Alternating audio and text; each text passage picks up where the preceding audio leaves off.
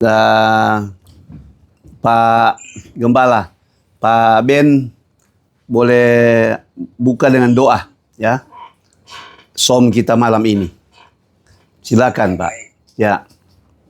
Baik, kita akan memulaikan acara Som di malam hari ini. Kita berdoa agar supaya kuasa Roh Kudus yang akan menuntun kita lewat Haleluya. namanya Pak Pendeta Sony Nopo, hingga kita mengawali itu. Yesus kita Tuhan. buka di dalam doa. Kita berdoa. Bapa, di dalam nama Yesus Tuhan Juru Selamat Puji Tuhan. kami. Haleluya. Tuhan, Terima kasih Tuhan.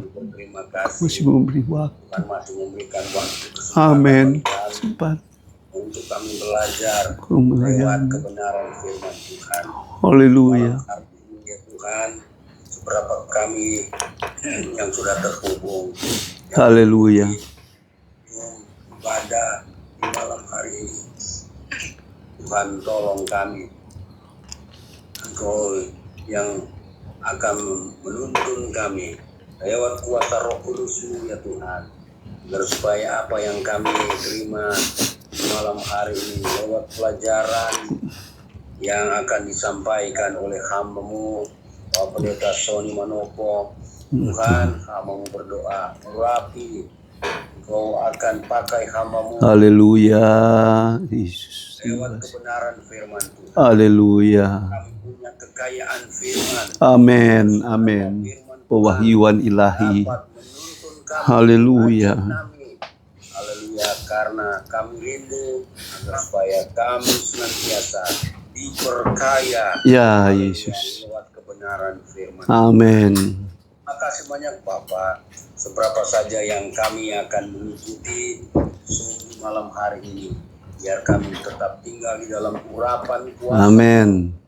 Ya Tuhan, apa yang kami terima di malam kami lewat hamba-Mu, Yesus Tuhan. Tuhan sudah pakai untuk Ya Yesus. menyampaikan kebenaran firman Tuhan, rahasia Ya daripada Yesus. kebenaran firman Tuhan menjadi makanan jiwa kami di malam hari ini. Yesus Terima kasih Tuhan. banyak Bapak. Oleh sebab itu, pada Zoom di malam hari ini, dari awal pertengahan sampai selesai, Ya Tuhan. boleh jadi hanya seturut kehendak daripada Tuhan, Roh Kudus-Mu Tuhan, yang menjadi andalan kami di malam hari ini lewat ibadah. Amin. Amin. Terima kasih banyak Bapak. Yesus. Kami berdoa dan membuka acara Zoom haleluya di malam hari ini dalam nama Yesus. Haleluya. Tuhan, selamat kami yang hidup oleh Engkau. Haleluya. Haleluya. Amin. Amin. Puji Tuhan. Terima kasih. Tuhan berkati Pak Ben. Oke, jadi kita masuk sesuai dengan tema atau topik yang sudah diberikan dalam grup. Kita malam ini mau bicara tentang dua saksi Allah. Ya. Dan saya sengaja menambahkan di belakangnya soal waktu. Ya. Kapan dua saksi Allah ini muncul? Jadi itu mereka muncul itu di masa kesusahan besar. Dan itu sangat jelas ya, itu sangat jelas. Kita buka Wahyu 11. Ya, Wahyu 11. Biasa tema ini sih jarang dibicarakan, tetapi kalau kita mau lihat justru itu merupakan satu petunjuk penting ya, petunjuk penting kita dapat mengerti banyak hal ya di masa, terutama di masa kesusahan besar. Ya. Saya sudah bicara 2 minggu yang lalu kalau tidak salah tentang kesusahan besar itu ya. Baik peristiwa-peristiwa supranatural sebelum dan sesudah ya. Jadi kita tidak bisa pukul rata. Itu jelas sekali di situ. Ada pembagian yang Tuhan kerjakan. Nah, di bagian ini ada 14 ayat saja kita nanti baca ya. 14 ayat ini satu perikop bisa dibilang. Nanti Bro Harold boleh tolong baca. Bro Harold tolong baca yang 2 saksi Allah. Jadi dari ayat 1 sampai ayat 14. Ya.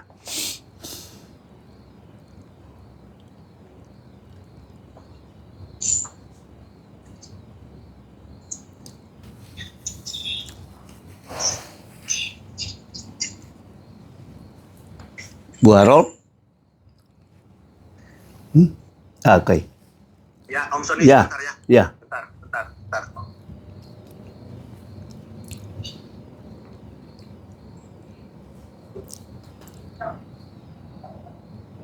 Mohon maaf, di kitab mana, Om Sony? Wahyu pasal 11 ayat 1 sampai 14. Wahyu pasal 11 11. ya, ayat 1 sampai 14. Wahyu pasal 11 ayat 1 sampai 14. Ya, tentang 2 saksi Allah ini. Ya. Kemudian diberikanlah kepadaku sebatang bulu seperti tongkat pengukur rupanya, dengan kata-kata yang berikut: bangunlah dan ukurlah bait suci Allah dan mezbah dan mereka yang beribadah di dalamnya. Tetapi kecualikan pelataran bait suci yang di sebelah luar, janganlah engkau mengukurnya, karena ia telah diberikan kepada bangsa-bangsa lain, dan mereka akan menginjak-injak kota suci 42 bulan lamanya. Dan aku akan memberi tugas kepada 2 saksiku, supaya mereka bernubuat sambil berkabung 1260 hari lamanya. Mereka adalah kedua pohon zaitun dan kedua kaki dian yang berdiri di hadapan Tuhan semesta alam. Dan jikalau ada orang yang hendak menyakiti mereka, keluarlah api dari mulut mereka, menghanguskan semua musuh mereka. Dan jikalau ada orang yang hendak menyakiti mereka, maka orang itu harus mati secara itu. Mereka mempunyai kuasa menutup langit, supaya jangan turun hujan selama mereka bernubuat. Dan mereka mempunyai kuasa atas segala air, untuk mengubahnya menjadi darah, dan untuk memukul bumi dengan segala jenis malapetaka setiap kali mereka menghendakinya. Dan apabila mereka telah menyelesaikan kesaksian mereka, maka binatang yang muncul dari jurang maut akan memerangi mereka dan mengalahkan serta membunuh mereka. Dan mayat mereka akan terletak di atas jalan raya kota besar yang secara rohani disebut Sodom dan Mesir, di mana juga Tuhan mereka disalibkan. Ayat yang ke-9, dan orang-orang dari segala bangsa dan suku dan bahasa dan kaum melihat mayat mereka 3,5 hari lamanya, dan orang-orang itu tidak memperbolehkan mayat mereka dikuburkan. Ayat yang ke-10, dan mereka yang diam di atas bumi bergembira dan bersukacita atas mereka itu, dan berpesta dan saling mengirim hadiah kepada kedua nabi itu, telah merupakan siksaan bagi semua orang yang diam di atas bumi. Ayat yang ke-11, setengah hari kemudian masuklah roh kehidupan dari Allah ke dalam mereka, sehingga mereka bangkit, dan semua orang yang melihat mereka menjadi sangat takut. Ayat yang ke-12, dan orang-orang itu mendengar suatu suara yang nyaring dari surga berkata kepada mereka, naiklah kemari. Lalu naiklah mereka ke langit, diselubungi awan, disaksikan oleh musuh-musuh mereka. Ayat yang ke-13, pada saat itu terjadilah gempa bumi yang dahsyat, dan 1/10 bagian dari kota itu rubuh, dan 7.000 orang mati gempa bumi itu, dan orang-orang lain sangat ketakutan lalu memuliakan Allah yang di surga. Celaka yang kedua sudah lewat, lihatlah celaka yang ketiga segera menyusul. Ya, terima kasih, Roh. Sama-sama. Jadi kita sudah lihat bagian ini, narasinya jelas kepada 2 saksi. Tapi sebelum itu, 2 ayat pertama mungkin saya ingin singgung sedikit, karena malaikat itu memberikan sebatang bulu kepada Yohanes ya. Ini Yohanes, karena Yohanes di Pulau Patmos yang mendapatkan wahyu ini. Bahwa dia disuruh untuk mengukur bait suci dan mezbah dan mereka yang beribadah di dalamnya. Tetapi halaman atau pelataran sebelah luar tidak perlu diukur. Karena malaikat itu katakan itu sudah diserahkan kepada bangsa-bangsa lain. Tentu dalam konteks bangsa-bangsa lain ini bangsa-bangsa yang tidak mengenal Allah. Untuk menginjak-injak ya selama 42 bulan. Jadi kota suci yang dimaksudkan di sini adalah Yerusalem, ya, Yerusalem yang ada di Israel. Nah, bagian pertama dari ayat 11 ayat 1 itu, kenapa hanya yang diperhitungkan Tuhan adalah bait suci, ya, ruang mesbah, ada mesbah ya, ruang kudus, ruang maha kudus, ya. Yang bangunan itu. Yang dalam bangunan, ya. Karena tabernakel atau bait suci zaman Perjanjian Lama kan ada bangunan, kemudian ada halaman. Di dalam bangunan itu ada dua bagian kan, ruang kudus dan ruang maha kudus. Nah, hanya itulah yang diperhitungkan. Jadi di sini jelas bicara tentang tingkatan atau tingkatan rohani, ya, tingkatan standar ilahi. Saya boleh pakai bahasa standar ilahi Tuhan. Yang diperhitungkan Tuhan hanya yang ada di dalam bangunan. Ya. Di mesbah dan di dalam bait sucinya. Halaman tidak perlu diperhitungkan. Karena itu akan masuk kepada zaman kegelapan yang kita sebut masa kesusahan besar. Dibiarkan di situ. Ya. Jadi itu kalau di kisah 10 anak darah dikatakan mereka di sanalah ada ratapan dan ketak gigi. Ya. Jadi benar-benar masa itu masa yang sangat mengerikan lah bisa dibilang ya. Jadi di sini sudah jelas kehendak Allah hanya memperhitungkan mereka yang benar-benar memiliki hubungan pribadi dengan Tuhan ya, yang sehat. Bisa saya boleh katakan demikian ya. Dari sisi standar ilahi terpenuhi. Ya, mereka penuh dengan urapan Allah ya. Ada minyak ya. Itu 5 bijaksana ada di sini. Nah, kita terus kepada poin utama dan kita lihat pada saat itu dikatakan 42 bulan lamanya. Jadi 42 bulan itu kan sama dengan 3,5 tahun. Cuma dalam satuan bulan. Kemudian di ayat 3 ditulis juga secara rinci. Jadi tidak mungkin salah. Jadi masa kesusahan besar ini benar-benar periodenya hanya 3,5 tahun atau 42 bulan atau 1260 hari lamanya. Dikatakan Tuhan memberi tugas kepada 2 saksi supaya mereka bernubuat. Jadi ini salah satu petunjuk yang sangat jelas kapan dimulainya kesusahan besar. Jadi pada waktu 2 saksi ini muncul, itu berarti mulainya masa kesusahan besar, ya. Jadi mereka ditugaskan untuk bernubuat, untuk berbicara soal berita penghakiman Allah itu sepanjang 3,5 tahun. Nah, dan saya percaya ini bukan kebetulan. Tuhan mengutus mereka. Nah, tentang 2 saksi ini ada beberapa penafsiran yang agak kurang pas ya, saya boleh katakan. Karena ada yang menafsirkan itu adalah orang Kristen dan orang Yahudi.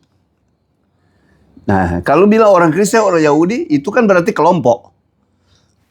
Tapi di sini jelas pribadi. 2 saksi ini pribadi, ya. 2 saksi ini pribadi.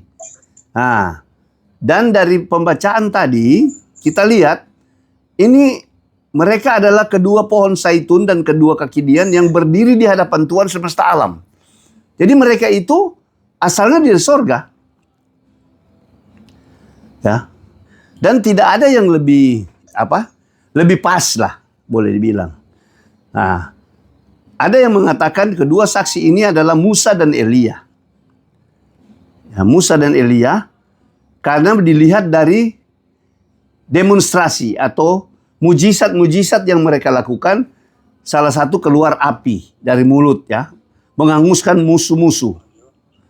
Ya, karena Elia disebut nabi api kan. Begitu juga memiliki kuasa untuk menutup langit dari hujan. Jadi, saudara boleh pernyataan ini jelas bahwa sepanjang 3,5 tahun itu tidak turun hujan. Ini pernyataan di sini jelas. Jadi mereka diberi kuasa untuk menutup langit. Tidak turun hujan selama mereka bernubuat. Jadi selama bernubuat itu selama 3,5 tahun. Tidak betul, jadi bisa bayangkan. Saya selalu mengatakan mengerikan suasana di 3,5 tahun itu. Karena bercampurnya segala penderitaan di atas bumi itu, ya. Ada kegeraman setan, antikris dan nabi palsu. Kemudian manusia-manusia durhaka, ya, pemberontakan yang tidak bisa lagi bertobat, ya. Kemudian ada penghakiman Tuhan. Jadi ada 3 sumber malapetaka yang ditambah alam itu, ya, seperti ini. Tidak turun hujan. Ya, mereka bernubuat. Kemudian air jadi darah. Ya. Jadi benar-benar di sangkakala 1-4 juga. Pertama, yang kedua air jadi darah. Ya, walaupun itu baru sepertiga. Tapi seterusnya kan. Jadi sudah benar-benar banyak sekali bencana-bencana supranatural yang dicurahkan pada waktu 3,5 tahun itu. Dan kita lihat dari situ ada penafsiran bahwa 2 saksi ini Elia dan Musa. Tetapi kalau saya itu di dalam Alkitab hanya ada 2 orang yang tidak mati. Ya. Siapa itu kira-kira? Hanya 2 orang yang tidak mati. Ya, dan mereka berada di sorga. Dan mereka berdua lah yang diutus. Elia dan Henok, betul. Karena Alkitab katakan kan Ibrani 9:27 bahwa sudah ditentukan bahwa manusia 1 kali mati. Nah, Musa mati. Iya kan? Allah menguburnya. Musa mati. Nah, jadi kemungkinan besar ini adalah Henok dan Elia. Dan mereka berdua dikatakan sebagai kedua pohon zaitun dan kedua kaki dian yang berdiri di hadapan Tuhan semesta alam. Jadi mereka ada di hadirat di takhta Allah. Selama ini ada di situ, ya. Sejak mereka dia diangkat. Dan mereka lah yang diutus, ya. Diutus untuk bernubuat, ya. Saya percaya ini bukan kebetulan, tetapi sudah ada dalam agenda rencana Tuhan. Ya, bagaimana mereka juga pasti memiliki andil untuk menguatkan orang-orang percaya yang ada di 3,5 tahun. Kan banyak, ya, banyak orang-orang percaya yang tertinggal. Mereka ada di 3,5 tahun itu. Di samping mereka menghadapi kekejaman, kebrutalan daripada antikris, setan, dan nabi palsu, itu pasti kedua saksi ini memiliki andil juga untuk membela, ya, di pihak orang-orang percaya. Dan juga melawan musuh-musuh Allah. Ya, musuh-musuh Allah. Di sini jelas sekali bahwa peristiwa ini itu terjadi di seputaran Palestina. Karena mereka bernubuat, dikatakan mereka berada di kota besar, ya, di kota suci. Yang kemudian di ayat 7, di ayat 8 disebut Sodom dan Mesir, di mana Tuhan mereka disalibkan. Nah, Tuhan mereka disalibkan kan berarti Yerusalem. Tapi Yerusalem yang lama, yang sepanjang sejarah berdarah-darah. Ya, sekian banyak para nabi dibunuh di situ. Ya, Yerusalem inilah yang sebentar waktu Tuhan menjadi raja, nanti kita membaca, ya, di bumi itu dipulihkan. Ya, benar-benar menjadi kota suci. Ya, sebenarnya dia tidak layak disebut kota suci, kota berdarah-darah itu, ya boleh dibilang. Sampai hari ini kita lihat kan, ya, ini berikut sudah mulai saling siap persiapan, belum selesai Iran, Turki, ya, Turki dengan Israel. Dan kalau sudah perhatikan, negara-negara inilah yang akan berperan di Yehezkel 38-39. Ada Iran, ada Turki. Nah, jadi sudah mulai kelihatan sekali ini persiapan panggung. Ya. Jadi kita lihat bahwa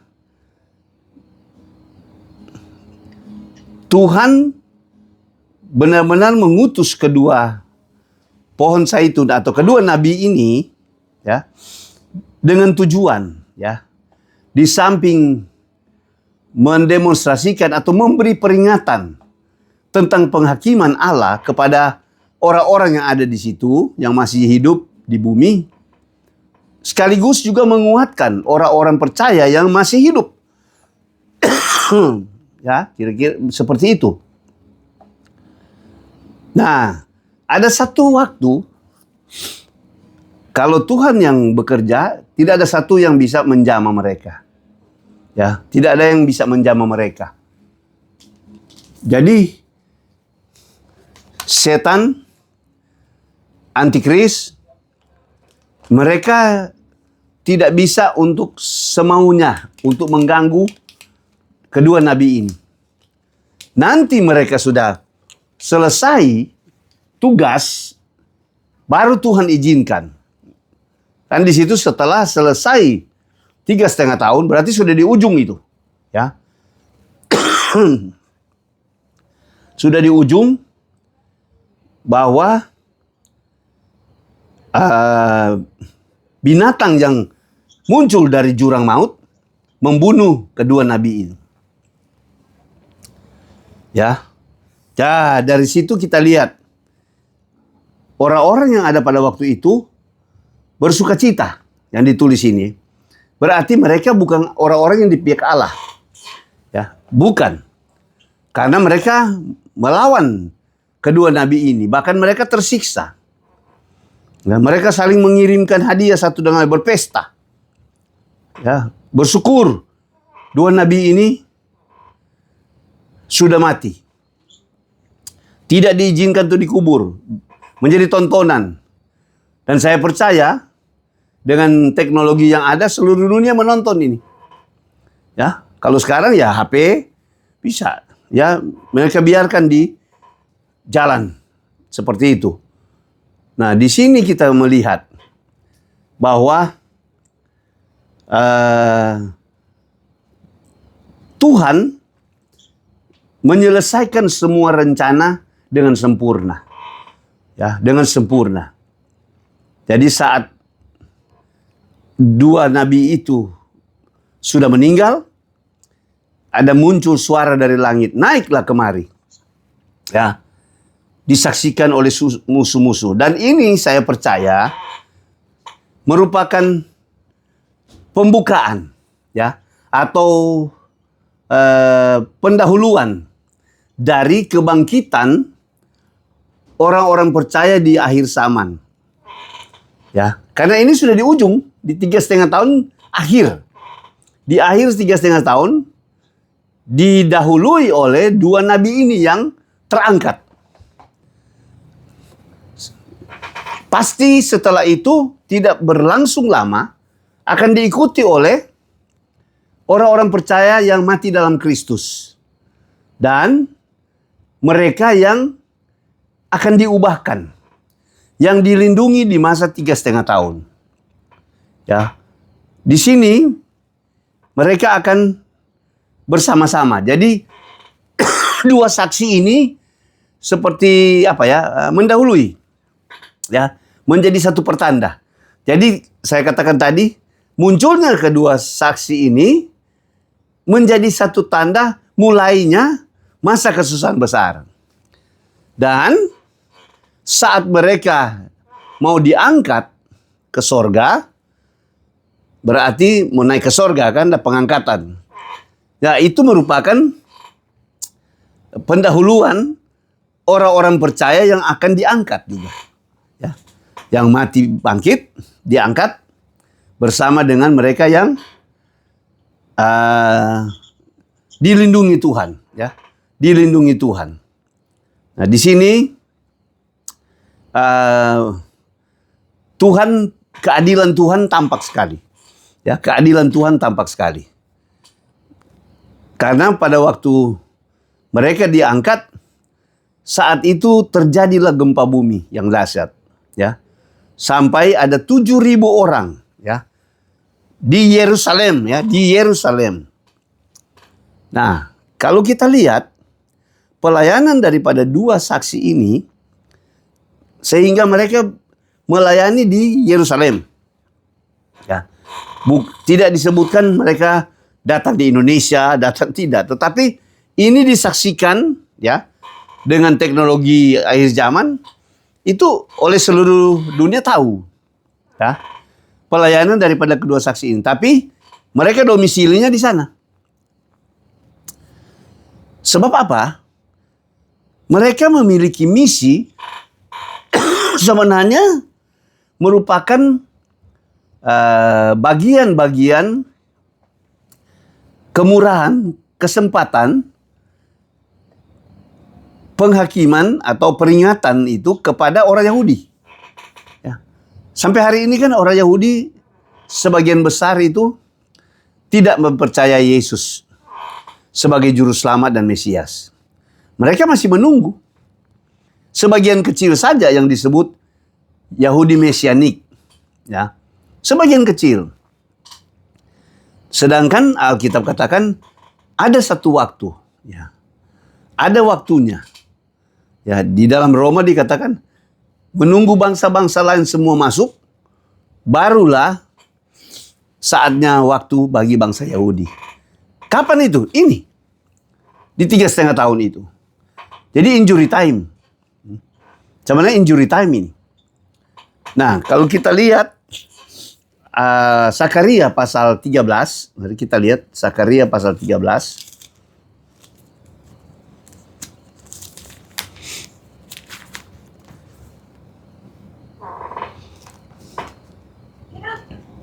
Ya, Sakaria 13, ada beberapa ayat di situ. Ya, ayat 8 sampai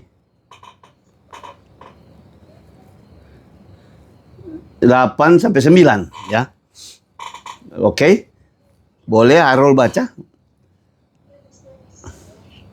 Sakaria 13 ayat 8 dan 9. Ini ada satu rahasia, banyak pertanyaan kan tentang orang Yahudi. Kita lihat akhir menurut pernyataan Alkitab. Jadi pelayanan dua saksi itu sebenarnya lebih banyak mereka tujukan kepada orang Yahudi. Dan itu kesempatan terakhir bagi mereka sebenarnya. Karena sudah di masa injury time 3,5 tahun. Ya, ayat 8.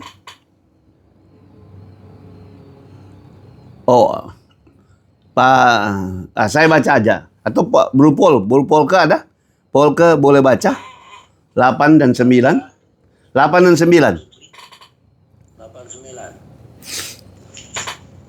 8, 8. Sakaria 13. Ya.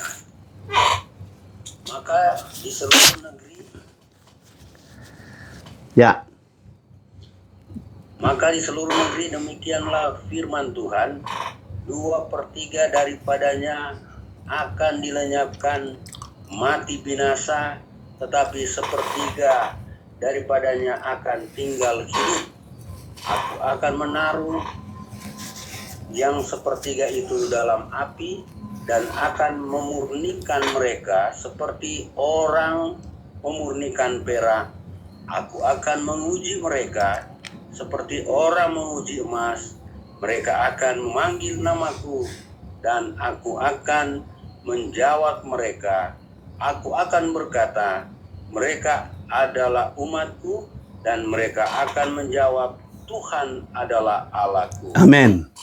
Jadi Sakaria sementara bicara tentang keselamatan kepada Israel yang terjadi pada akhir. Ya, sewaktu masanya Tuhan buka, ya. Jadi ada satu kesempatan terakhir di mana mereka Tuhan mau selamatkan. Tetapi fakta di sini, saudara lihat, hanya 1/3. Ini bukan Tuhan tentukan, ya. Ini respon dari mereka, orang Yahudi, orang Israel. Jadi kalau kita selalu kata, Israel, tidak.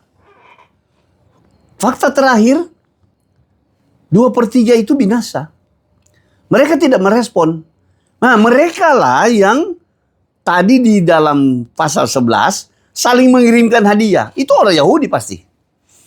Terbanyak di situ. Karena di Yerusalem. Ya. Orang Yahudi. Dan Tuhan izinkan gempa bumi membunuh sampai 7.000 orang. Ya, itu hukuman. Jadi langsung to the point. Mereka yang tidak benar-benar merespon dengan benar waktu, kesempatan yang Tuhan berikan, itu mati mengenaskan. Dan kalau dia lihat dari sisi persentase, jelas sekali. Nah, hanya 1/3. Nah, 1/3 ini yang dimurnikan. Dimurnikan kapan? Dimurnikan pada waktu itu. Jadi, dengan kata lain saya percaya inti daripada tugas dari dua saksi Allah ini adalah untuk menyelamatkan orang Yahudi, orang Israel. Dan hanya 1/3 yang berhasil diselamatkan. Ya. Di situ jelas sekali mereka diuji. Ya, diuji di mana? Seperti orang menguji emas dan perak, memurnikan. Itu benar-benar ujian yang tingkat tinggi, ya. Ya, itu pasti di masa kesusahan besar. Ya. Jadi mereka bisa lolos di masa kesusahan besar karena mereka benar-benar berarti sungguh-sungguh, ya. Sungguh-sungguh. Sungguh-sungguh mempercayai Yesus sebagai Mesias. Tapi yang sebagian besar tidak. Baru-baru ini saya baca ada dua prajurit muda, ya, 2 prajurit muda ditangkap. Orang Yahudi, ya, orang Israel. Karena apa? Ada merusakkan patung Tuhan Yesus, ya, dia rusakkan di Lebanon. Di Lebanon rupanya ada patung Tuhan Yesus. Mereka rusakkan. Berarti mereka kan anti. Dan itu orang Yahudi. Jadi jangan saudara pikir orang Yahudi itu adalah orang-orang yang benar-benar di pihak Kristus. Sebagian besar tidak. Ya. Jadi kalau sampai hari ini mereka mirip pada waktu perjanjian lama. Ya, tegar tengkuk, keras kepala. Memiliki sifat masih sama. Sehingga selalu yang selamat itu sedikit. Bayangkan, keluar dari Mesir 2 juta. Ya, katakanlah 2 juta. Yang masuk cuma Yosua dan Kaleb tembus. Ya, semua nggak tembus. Itu malah kalau persentase tidak sampai 1/3. masih bersyukur berarti di masa akhir. Itu pertobatan orang Yahudi yang terbesar. Kalau sepertiga dari populasi yang ada pada waktu itu. Sedangkan 2/3 yang tidak merespon, tidak juga mempercayai Yesus. Ya. Itu malah bersukacita dengan kedua nabi itu yang mati. Ya. Mereka saling berkirim hadiah. Itu rata-rata orang Yahudi. Pasti di situ. Karena mereka melayani di Yerusalem. Ya, populasi Yahudi pasti paling banyak. Jadi di situ terbukti. Jadi ada jawaban-jawaban yang pasti, ya. Jadi kita sudah tahu, ya, terlepas daripada geopolitik, peperangan segala macam itu, kadang-kadang kan kita dari sisi hati membela orang Israel dengan ini umat pilihan Tuhan. Tetapi kalau dari sisi mereka punya respon terhadap iman Kristen, itu ya mereka bukan di pihak kita. Bisa dibilang sebagian besar mereka itu tidak, ya, mereka bisa menganiaya orang-orang Kristen di Palestina kan. Seperti itu. Karena bukan agama Yahudi. Mereka kan pakai agama Yahudi. Nah, jadi di sini kita lihat kesempatan terakhir. Tuhan masih berikan dengan mengutus 2 saksi ini. 2 saksi dan hanya berhasil, ya, boleh bilang, mentobatkan orang Yahudi sepertiga populasi. Ya, yang dimurnikan. 2/3 dilenyapkan. Jadi saya percaya yang gempa bumi langsung 7.000 orang mati, itu sudah termasuk di yang 2/3 punya bagian kelompok itu pasti. Ya, itu hubungan kita lihat. Nah, dan itu kata firman Allah di Wahyu 11 tadi merupakan celaka yang kedua dalam serentetan, ya. Serentetan, celaka yang kedua, bagian dari celaka yang kedua. Berarti sudah di posisi sangkakala ke-6. Ya. Celaka kedua itu sangkakala ke-6. Dan mulai dari 5 itu sudah benar-benar masa kesusahan besar. Sebelum diakhiri, ya. Diakhiri pada sangkakala ke-7, ya. Kalau masuk ayat 15 kan itu sangkakala ke-7. Jadi kita perlu tahu bahwa masa-masa akhir itu ada satu periode waktu. Bukan berlangsung cuma dalam 1 hari. Ya. Pada waktu hari peniupan sangkakala dikatakan in the days. Pada hari-hari peniupan sangkakala yang ke-7. Nah, jadi ada banyak peristiwa. Ya. Ada banyak peristiwa yang berentetan. Ya, berentetan. Termasuk ini yang kita bicarakan, ya. 2 saksi Allah ini, ya. Jadi ada bagian-bagian yang berlangsung pada periode waktu yang sama. Ya. Tapi peristiwa-peristiwa yang berbeda. Ya. Dan itu bersamaan, ya, boleh dibilang terjadi di 3,5 tahun. Ya, itu yang saya katakan benar-benar satu masa yang tidak ada taranya, ya.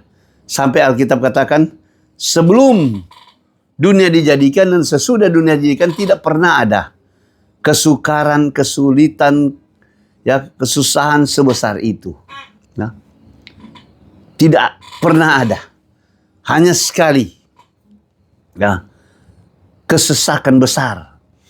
Ya, dan kita bersyukur, ya, bahwa ada banyak orang yang diselamatkan di dalam keadaan seperti itu. Ya, karena pasti Tuhan itu membela. Tuhan juga dari pihak Tuhan itu tidak membiarkan, dalam arti tetap berusaha supaya manusia boleh merespon dengan baik tentang berita penghakiman Tuhan. Karena berita pada saat itu sudah bukan berita yang lain pertobatan. berita penghakiman Tuhan, ya. Berita. Itu Henokh sudah, kenapa?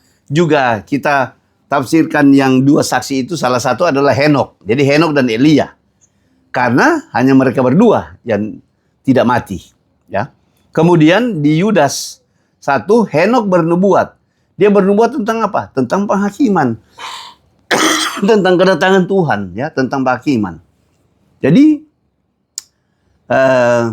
berita yang ada saat 3,5 tahun dari pihak Allah itu peringatan tentang penghakiman. Jadi hanya dua pilihan. Mau sadar berada di pihak antikris atau pihak Tuhan. Pihak Kristus. Itu aja sebenarnya pada waktu 3,5 tahun. Ya. Ya, Tuhan tolong supaya apa yang kita bicarakan, ya, apa yang kita renungkan dan pahami, ini benar-benar mempengaruhi jiwa kita. Dalam arti kita tidak merindukan untuk berada di masa itu. Ya. Kita berusaha supaya kita sudah terhindar sebelum masa itu. Tapi kalaupun ada yang masih masuk di situ, ya, kita tahu apa yang harus kita lakukan. Benar-benar kita harus fight, ya, karena itu kesempatan yang terakhir, yang sebentar sesudah itu bersifat kekal. Apakah kemuliaan atau penderitaan? Ya, jadi pilihan kita tahu, ya. Tetapi sekali lagi saya katakan kita merindukan supaya kita benar-benar boleh Tuhan lindungi, ya. Tuhan lindungi di saat-saat kesukaran, kesulitan yang mulai melanda dunia. Hari ini sudah mulai dengan berbagai hal. Dan terjadi percepatan. Alkitab katakan Tuhan rindu terjadi percepatan. Ya. Tuhan rindu selalu tidak ada yang binasa. Tetapi Tuhan juga bekerja, ya, sesuai dengan agenda dan waktu Tuhan. Dan kalau melihat keadaan dunia hari ini, ya, benar-benar makin hari makin bergoncang. Makin hari makin memenuhi, menggenapi semua dengan tepat apa yang ditulis oleh Alkitab. Ya. Jadi di sini jelas kita dapatkan, saya katakan tadi, bahwa kedua utusan, ya, kedua saksi Allah ini bukan datang sembarangan, tetapi mereka punya tugas khusus. Ya, mereka punya tugas khusus, terutama kepada orang-orang Yahudi, memberi peringatan tentang penghakiman Tuhan dan memberi kekuatan bagi orang-orang percaya, pengikut Kristus yang ada pada waktu 3,5 tahun itu. Saya percaya Tuhan tidak pernah meninggalkan umatnya, ya. Ya, walaupun mereka ada di dalam masa kesusahan besar. Dan terbukti kan, Wahyu 7, tak terhitung banyaknya mereka yang selamat. Dan itu kemenangan di pihak kerajaan Allah. Ya, kemenangan di pihak kerajaan Allah. Tidak mungkin pihak Tuhan kalah dengan pihak setan. Ya. Banyak memang juga yang binasa, tetapi tidak sebanyak yang diselamatkan. Ya, karena dia pakai bahasa tak terhitung banyaknya. Ya.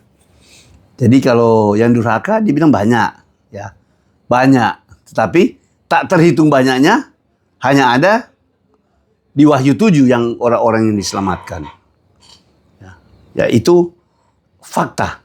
Itu fakta yang sudah terjadi di mana anugerah Tuhan di atas segala-galanya, ya. Anugerah Tuhan di atas segala-galanya. Dan bersyukur, ya, bersyukur Kalau ada mungkin saudara-saudara kita tetap mendapat anugerah. Walaupun mereka masuk di dalam 3,5 tahun itu. Kita bersyukur. Masih bersyukur. Tetapi alangkah baiknya kalau sejak hari ini, selagi masih ada waktu, kita mempersiapkan atau kita mengikhtiarkan ya, berusaha untuk supaya benar-benar kita dapat yang terbaik. Ya, dapat yang terbaik. Jadi hiduplah dekat dengan Tuhan. Ya, hiduplah dekat dengan Tuhan. Tidak ada yang lebih penting hari-hari ini. Ya, tidak ada perkara-perkara yang lebih penting daripada kita bergaul dengan Tuhan secara pribadi. Kapanpun Tuhan datang, ya, seperti pencuri. Yang saya harapkan itu Tuhan datang seperti pencuri. Dia mengambil miliknya yang paling berharga, ya, miliknya yang berharga, yang layak untuk dia bawa masuk ke dalam takhta Allah. Ya. Seperti Henok, seperti Elia. Ya, itu contoh. Itu contoh, ya. Tuhan datang. Kalau Henok itu contoh Tuhan datang seperti pencuri. Tiba-tiba Henok hilang. Ya. Mereka tadi, di mana Henok ini? Tiba-tiba tidak ada lagi. Oh, Tuhan sudah bawa ke sorga. Kalau Elia masih dilihat. Orang lihat dia naik dengan kereta berapi. Ya, itu sebenarnya melambangkan pengangkatan daripada di masa akhir. Ya, waktu Yesus datang di atas awan. Ya, menjemput mereka yang mati bangkit dan mereka yang diubahkan. Itu benar-benar ya contoh yang sangat tepat, ya, yang sangat tepat. Dan Tuhan akan mengulangi di masa-masa ini, ya, saat Tuhan datang seperti pencuri, seperti Tuhan mengangkat Henok. Itu yang dikatakan di dalam Injil. Tuhan Yesus katakan, ya, ada yang sementara bekerja di ladang, yang satu dibawa, yang satu diangkat, yang satu ditinggalkan. Ada yang tidur, satu diangkat, satu ditinggalkan. Ya, Tuhan datang diam-diam itu. Ya. Kita mengharapkan Tuhan jangan cuma satu, ya kan? Tapi itu kan satu pernyataan contoh bahwa ada orang-orang yang akan diangkat Tuhan secara diam-diam dan ada yang ditinggalkan. Nah, puji Tuhan, dari pemaparan dua saksi Allah ini kita mendapat lagi satu dimensi tentang, terutama yang saya tekankan tadi tentang orang Yahudi. Supaya kita punya pemahaman tentang nasib akhir daripada orang Yahudi. Jadi jangan kita salah kaprah, ya, di dalam pemihakan dan sebagainya.